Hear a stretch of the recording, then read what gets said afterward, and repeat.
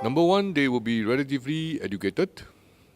They will be very consumer-based. Consumerism will be very much part of their life. And because of what they have gone through, they will be generally quite familiar with the world. So they are not from a very closed society.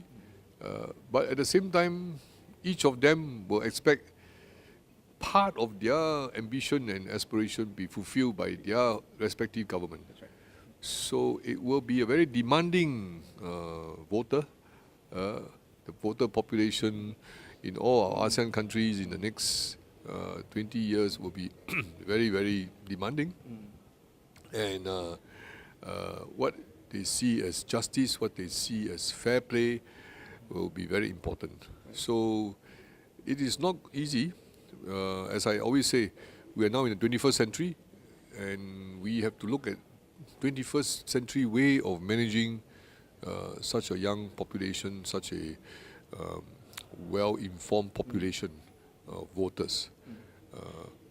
But I also feel that many of them will look back and say, we have gone through many decades of relative peace and stability, and unless it's something very, very, very fundamental, they are not likely to say, we go and disrupt it and run around.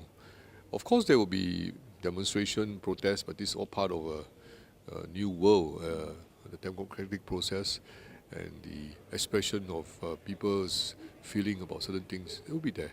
Right. But I think, as it has been shown in Indonesia and Thailand, people express their opinion, people go onto the streets from time to time, but it is not going to bring down the house, so to speak.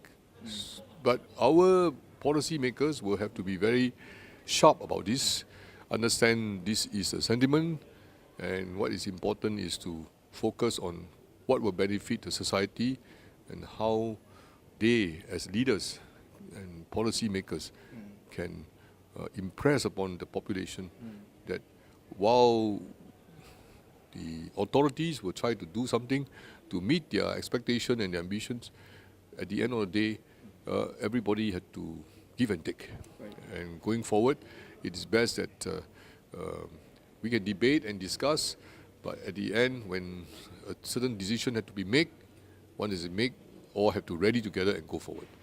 So on that count, I feel that the ASEAN population will support an ASEAN community, because they believe that numbers is strength. Coming together will be good for the region, for their own country. There will be a challenge, how to wear the national hat and behave like a citizen of a country, and how to be a ASEAN citizen wearing the ASEAN hat to fight and promote ASEAN.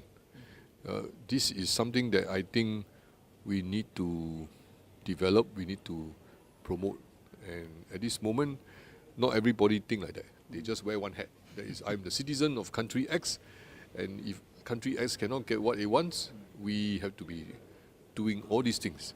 But if they are able to say, yes, we are citizen of country X, but if we are part of the community, we are part of this regional body, let's sit down and see how we can meet halfway, give and take, and preserve the peace and stability of our region. That will be important. What is interesting about the millennials is that they look at what happened elsewhere, and they are very much concerned about their access to technology, to creature comfort, to education, to knowledge.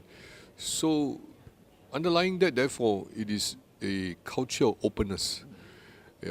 And Southeast Asian economy has grown well in the last 3 decades because we have an open, generally free market situation. And if you want to go back to pre-1980 kind of way, I think it is not going to go very far.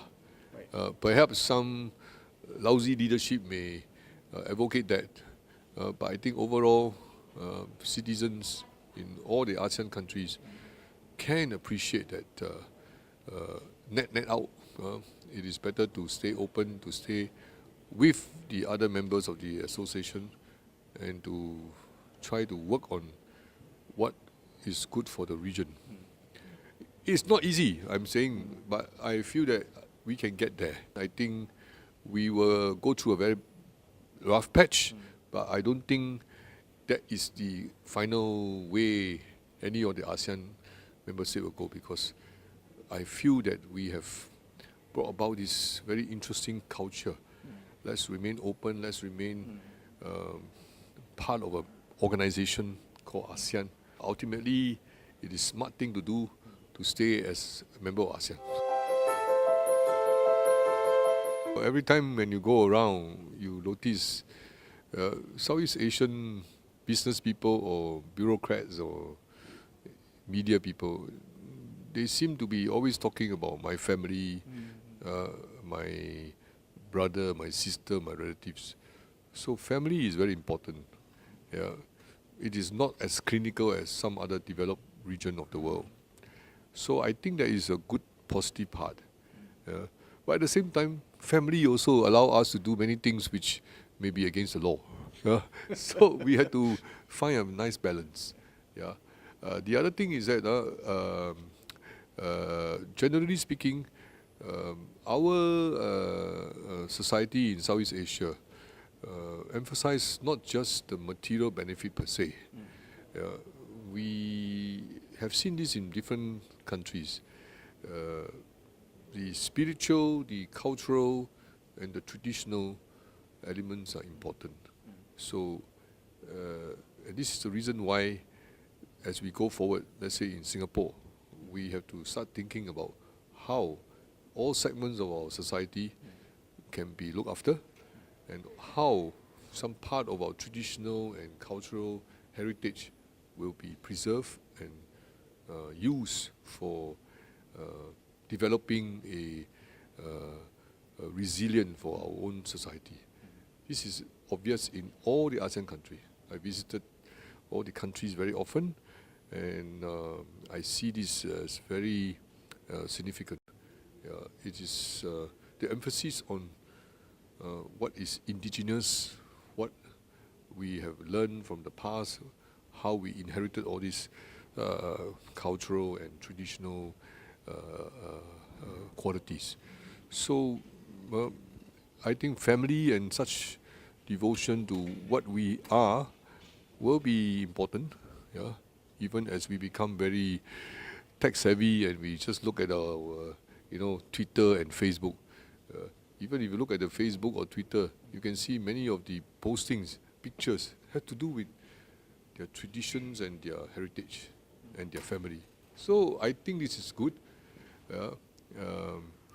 What we have acquired in the last 50 years, very clinical way of managing our economy, very clinical way of managing our respective society. Nothing to say this is wrong, but I think as we go forward, there is an expectation that we should not lose sight of some of these elements. That I think is a good thing about us in ASEAN.